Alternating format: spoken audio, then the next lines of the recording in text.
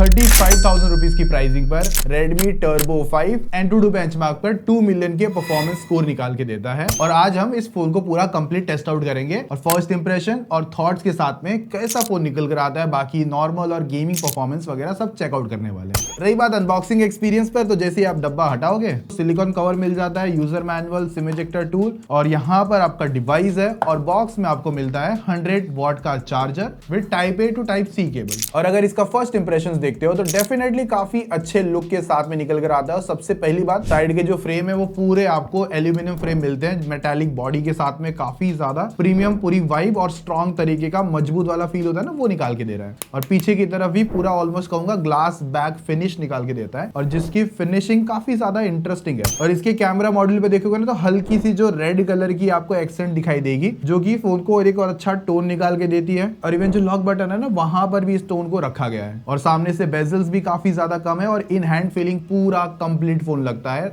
और इसके ना कैमरा लेंस पर आपको कुछ इस तरीके का लाइटिंग सेटअप देखने मिल जाता है और अलग अलग मोड के हिसाब से रख सकते हो, कॉल के टाइम पे, म्यूजिक के टाइम पे, जैसा आपको सही लगे। और इवन ये चीज आपको नोटिफिकेशन के टाइम पे भी हेल्प करती है। बाकी आपको इसमें 3 कलर के ऑप्शन मिल जाते हैं, मेरे पास व्हाइट कलर है। और वेरिएंट्स भी आपको 2 मिलते हैं, जहां पर 8 256GB का स्टोरेज है और 12GB रैम 256GB स्टोरेज आता है। और एक चीज है, इसका जो रैम भी है ना वो भी काफी फास्टर है, LPDDR5X अल्ट्रा आता है और इवन स्टोरेज UFS 4.1 के साथ आती है। बाकी वेट और थिकनेस और डिमेंशन काफी ज्यादा सही है। बाकी इसमें आपको बेसिक Type-C 2.0 मिलता है और टॉप पे आपको आयर ब्लास्टर निकल कर आता है और डुअल सिम स्लॉट आपको मिल जाता है और ऑल्सो NFC भी आती है। और ड्यूरेबिलिटी में IP66, 68, 69 और इवन 69K तक का हायर रेटिंग मिल जाती है। और ओवरऑल जो टर्बो 5 है ना, वो काफी ज्यादा अच्छी लुक, बिल्ड एंड डिजाइन को फॉलो करता हुआ दिखेगा। अभी नेक्स्ट देखते हो डिस्प्ले पर, वो आता है AMOLED फ्लैट डिस्प्ले है और ऑल्सो इसकी क्वालिटी काफी ज्यादा अच्छी है। 6.59 इंचेस का डिस्प्ले है, 1.5K रेस के साथ में, रिफ्रेश रेट 120 हर्ट्ज की है। ओवरऑल सभी जगह पे काफी ज्यादा UI अच्छी तरीके से बैटरी चलता है, ट्रिपल HDR सपोर्ट भी मिल जाता है। बाकी इस पर पीक ब्राइटनेस 3500 निट्स की आती है और अगर HBM देखोगे तो 1800 का है। तो इंडोर सिनारियोज हो गए, आउटडोर सिनारियो, सभी जगह पर आपको डिस्प्ले ब्राइट, क्रिस्प एंड अच्छी देखने मिलेगी। डिस्प्ले पे जो प्रोटेक्शन भी है ना, वो भी गोरिल्ला ग्लास 7i की इन्होंने दे रखी है। और साथ में इस पर वाटर टच 2.0 आता है, तो कभी कभार कुछ फोन पे स्प्लैशेस और थोड़ा बहुत फोन भीगा होगा तो टच वगैरह अच्छे से रजिस्टर कर लेगा। और रही बात HDR को लेकर, तो नेटफ्लिक्स पर डॉल्बी विजन और इवन HDR10+ का भी सपोर्ट है और यूट्यूब पर भी आप 4K का HDR कंटेंट अच्छे से रन कर सकते हो और कलर्स वगैरह काफी ज्यादा अच्छे निकल के देता है। और इवन जो स्पीकर आउटपुट है वो भी अच्छा निकल कर आता है, मैं कहूंगा फायरी निकल कर आता है डुअल स्टीरियो स्पीकर होने के बावजूद।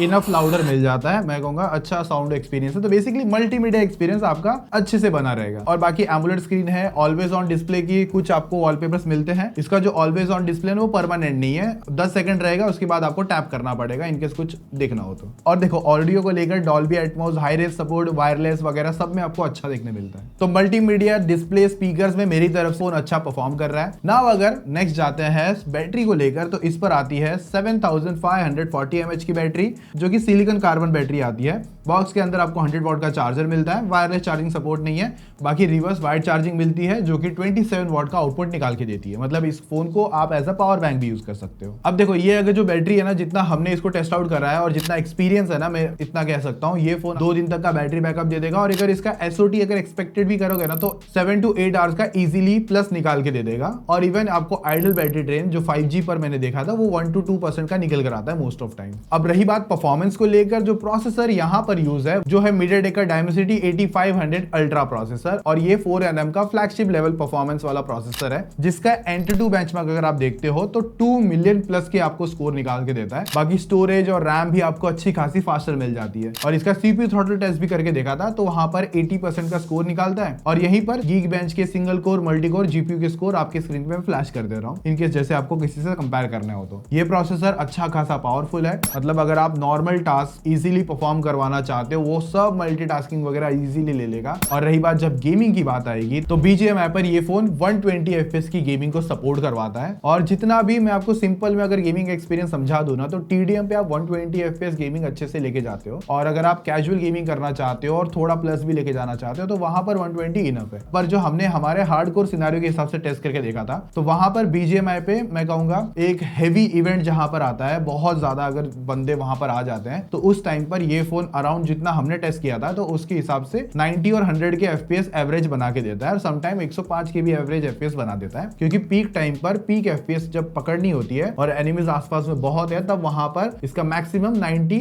100 के आसपास निकाल के देता है। और हाँ, जायरो गेमर हो तो डेफिनेटली अच्छे से कर पाओगे, क्योंकि जायरो इसका बहुत अच्छी तरीके से परफॉर्म भी कर रहा है। और एक चीज है, फिटिंग काफी अच्छी है, क्योंकि जो हल्के हल्के कर्व है, अच्छी खासी कंट्रोल ग्रिप जो चाहिए रहती है वो आपको मिल जाती है। तो ओवरऑल गेमिंग एक्सपीरियंस इसमें आपका ठीक तरीके से बना रहता है। और इवन अगर मैं कहूंगा जब आपका निकल कर आता है COD मोबाइल, तो वहां पर परफॉर्मेंस भी अच्छे से निकाल के दे देता है। और इवन जेंशिन इंपैक्ट 60 FPS आते हैं, और जो कार एक्स स्ट्रीट गेम है, जो हेवी एंड परफॉर्मेंस वाला गेम है, तो वहां पर भी आपको 60 FPS वाला गेम प्ले एक्सपीरियंस मिल जाता है। तो ओवरऑल गेमिंग आप इसमें अच्छी तरीके से कर पाते हो। और इवन जो थर्मल्स को कंट्रोल करने के लिए जो VC चेंबर कूलिंग है, वो भी अपना काम परफॉर्म करते हुए दिखता है। लेकिन 47 थोड़े से हायर साइड में जाता है, तो थोड़ा सा हल्का सा मैं कहूंगा ऑप्टिमाइजेशन का नीड है। उसके बाद में गेमिंग आपको देखने मिल जाएगी तगड़ी। बाकी अगर आपको लगता है कि और डिटेल डीप डाइव में गेमिंग का रिव्यू देखना है, तो गेमिंग पाठशाला पर आपको इसकी वीडियो अपलोड मिल जाएगी, लिंक मैं डिस्क्रिप्शन में डाल दूंगा, तो वहां से जाके और डेटा निकाल सकते हो। बाकी 17 5G बैंड्स निकल कर आते हैं, Wi-Fi 6 है और IR ब्लास्टर है, और इवन NFC भी आता है, और ब्लूटूथ भी अच्छा खासा फास्ट मिल जाता है। और 39 सेंसर है इसके अंदर टोटल, और जो इन डिस्प्ले फिंगरप्रिंट सेंसर है वो आपको ऑप्टिकल वाला मिल जाता है। मोस्ट ऑफ हर सिनारियो में अच्छी तरीके से फोन अनलॉक्ड हो जाता है, बस इसका है कि ये थोड़ा सा नीचे साइड आता है। बाकी हमने इस पे 5G पर और इवन वाईफाई पे भी स्पीड टेस्ट करके देखा है नेटवर्क्स पर, तो आप वो स्क्रीनशॉट भी चेकआउट कर सकते हो। और ये फोन आपको Android 16 के साथ में जो अपडेट्स है, 4 OS अपडेट और इवन 6 सिक्योरिटी पैचेस के अपडेट आपको निकाल के दे देगा। और इवन इसमें जो HyperOS 3 मिलता है, जो कि लेटेस्ट जनरेशन का Xiaomi UI, जिस पर आपको डिजाइन रिफाइंड होके मिलता है और इवन इंप्रूव परफॉर्मेंस भी देखने मिलती है। और जो Dimensity 8500 अल्ट्रा के साथ में इस UI को थोड़ा सा और ज्यादा बेटर ट्यून करके रखा हुआ है। बाकी UI परफॉर्मेंस भी अच्छी तरीके से निकाल लेता है, ऐसे कोई मेजर लैग स्टटर ऐसा कुछ देखने तो नहीं मिला भाई। बाकी हाँ, ब्लोटवेयर्स आपको मिलते हैं, कुछ प्री लोडेड एप्लीकेशंस है, कुछ गेम्स मिल जाती है, और इवन स्क्रीन पर अगर आप देखोगे तो इस तरीके के ग्लांस वगैरह भी आते हैं, तो इनको आप बंद भी कर सकते हो सेटिंग में जाके, और इवन एप्लीकेशन अनस्टॉल वगैरह भी करनी है तो वो भी कर सकते हो। बाकी इसकी हैप्टिक्स अच्छी है, मतलब मैं कहूंगा जब मैं फोन अनलॉक कर रहा था ना, तो जो पैटर्न वगैरह जो यहाँ पर हम निकाल रहे हैं, इसमें ना अच्छी खासी हैप्टिक्स निकल कर आ रही है, क्योंकि इस पर आपको X एक्सिस लाइनर मोटर मिलती है। बट ये कीबोर्ड टाइपिंग पर मैंने नोटिस किया, वहां पर तो नहीं परफॉर्म कर रहा था। बाकी मल्टीटास्किंग मिल जाती है, ऑफ कोर्स स्प्लिट स्क्रीन करना हो गया, फ्लोटिंग विंडो, स्क्रीन रिकॉर्डिंग वगैरह, ये सब आपको एक्स्ट्रा एप्लीकेशन मल्टीटास्किंग में मिल जाती है। तो इसमें जो कॉल डायलर है ना, वो गूगल का नहीं Xiaomi का है, तो इनकेस अगर आपको कुछ कॉल रिकॉर्डिंग वगैरह करना है तो आप अपने चॉइस के हिसाब से अगर करना चाहते हो तो कर सकते हो। बाकी HyperOS के ना आपको अच्छे खासे AI मिल जाते हैं, इमेज जनरेशन से लेके राइट असिस्टेंट तक, और इवन गूगल जेमिनी का इंटीग्रेशन है, जहां पर circle to search, Gemini live, और इवन ऑन डिवाइस प्रोसेस के लिए भी आपको NPU मिलता है। तो इनकेस इंटरनल कुछ क्लाउड वगैरह के थ्रू ने जाके इंटरनल ही कुछ AI प्रोसेसिंग वगैरह करनी है, तो उसके लिए NPU दे रखा है। अब रही बात कैमरा को लेकर, तो मेन 50 MP का कैमरा है और एक 8 MP का अल्ट्रा वाइड आता है, और सेल्फी 20 मेगापिक्सल्स की है। अगर मैं कैमरा के एक्सपीरियंस अगर आपके साथ शेयर करूं ना, तो डे लाइट परफॉर्मेंस वगैरह आपको अच्छे से मिल जाती है, और जो Redmi का UI मिलता है, थोड़ा सा मैं कहूंगा जो पंच है ना, हल्का सा निकल कर आता है कभी कभी कुछ फोटोज में। स्किन टोन्स वगैरह भी है, वो भी आपको अच्छी देखने मिल सकती है। इवन लो लाइट सिनारियोस में भी फोटोज अच्छी तरीके से निकाल रहा था, और इवन HDR वगैरह को भी अच्छी तरीके से मैनेज कर रहा था। और एक चीज है, जो ये फोन है ना परफॉर्मेंस को ज्यादा लेके जाता है, तो उस हिसाब से जो कैमरा का बैलेंस है ना, वो अच्छी तरीके से आ रहा था। और इवन 8 MP का जो अल्ट्रा वाइड है ना, डे में तो डेफिनेटली अच्छी तरीके से आता है, और लो लाइट में भी आपको पता है कि वो कुछ हद तक फोटो को सॉफ्ट रखता है। और कुछ पोर्ट्रेट फोटोज हमने ट्राई आउट करके देखे हैं, कुछ जो फर्स्ट इंप्रेशन के हिसाब से अच्छे खासे फोटो सैंपल्स मैं आपके सामने स्क्रीन में फ्लैश कर देता हूँ। और मुझे जस्ट एक बता देना, क्या आप लोगों को गूगल ड्राइव लिंक वगैरह चाहिए होते हैं, मतलब वहां पर अपलोड कर दूं तो ताकि आप और बेटर वे में देख सके हो। तो कुछ और अगर हमको ऐसे ऐड करने रहेंगे लिंक वगैरह, तो आप बता दो, तो आगे से मैं गूगल ड्राइव में फोटोज को डाल दिया करूंगा, ताकि आप और ज्यादा बेटर वे में समझ सको। और सेल्फी भी इतना कहूंगा कुछ नेचुरल है, कुछ क्लीन तरीके से आती है।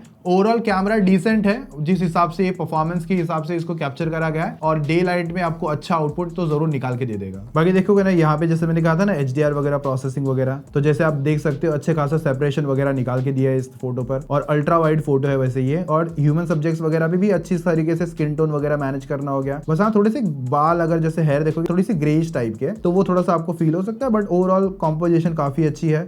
और इवन जूम फोटोज वगैरह भी अच्छी तरीके से डिटेलिंग, स्किन टोन्स वगैरह मैनेज करके निकाल के दे रहा है। और ये जो सेल्फी मोड है ये नॉर्मल है, और यहाँ पर अगर नेक्स्ट देखते हो तो ये आपको पोर्ट्रेट के साथ मिलता है, तो हल्का सा एज डिटेक्शन वगैरह मिस आउट कर सकता है। अभी ये इंडोर में थोड़ी सी लाइट हल्की सी आ रही थी बाहर से, तो यहाँ पर ये अल्ट्रा वाइड फोटोज डिटेलिंग वगैरह अच्छे से कैप्चर कर रहा है और मेन कैमरास वगैरह भी अच्छी तरीके से मैनेज कर रहा है, बैकग्राउंड सेपरेशंस वगैरह, और इवन डार्क भी अच्छी तरीके से मैनेज कर पा रहा है। और ये थोड़ा अगेंस्ट द लाइट है तो हल्का सा यहाँ पर मिस दिख रहा है, बैकग्राउंड देख रहे हो काफी ज्यादा एक्सपोजर के साथ में निकल कर आता है। और इवन इस पोर्ट्रेट फोटो में देख सकते हो जो हेयर लाइंस है वो किस तरीके से इसने सेपरेट करी है बैकग्राउंड के साथ में। बाकी मेन कैमरा पे आप 4K 60 FPS तक की वीडियो रिकॉर्ड कर सकते हो और फ्रंट कैमरा पे 1080p 60 FPS तक का मैक्स कंटेंट आप शूट कर पाओगे और इवन स्लो मोशन 960 FPS तक का भी आप कैप्चर कर सकते हो। तो ओवरऑल कैमरा अपने प्राइसिंग और अपने परफॉर्मेंस के हिसाब से और इवन बिल्ड क्वालिटी के हिसाब से अच्छा कॉम्बो तो बना ही देता है, कुछ ना कुछ ऊपर नीचे आपको हल्का फुल्का जैसे कहा। बाकी ये 16 जून से अवेलेबल आपको मिल जाएगा और इवन आप इसे ई-कॉमर्स वेबसाइट और इवन Xiaomi की वेबसाइट से भी परचेस कर सकते हो। अब जो स्टार्टिंग वेरिएंट है, जहां तक आइडिया है, जितना प्राइसिंग को लेकर गेस कर पाए थे हम, तो क्योंकि फोन हमको लॉन्च से पहले मिला था और ऑल्सो ये वीडियो Redmi के साथ हमने कोलैब में करी है, लेकिन जो थॉट्स और एक्सपीरियंस और टेस्टिंग वो हमने अपना शेयर किया है। तो यहाँ पर जो प्राइसिंग एक्सपेक्टेड है इसकी 35,000 रुपीज, जो कि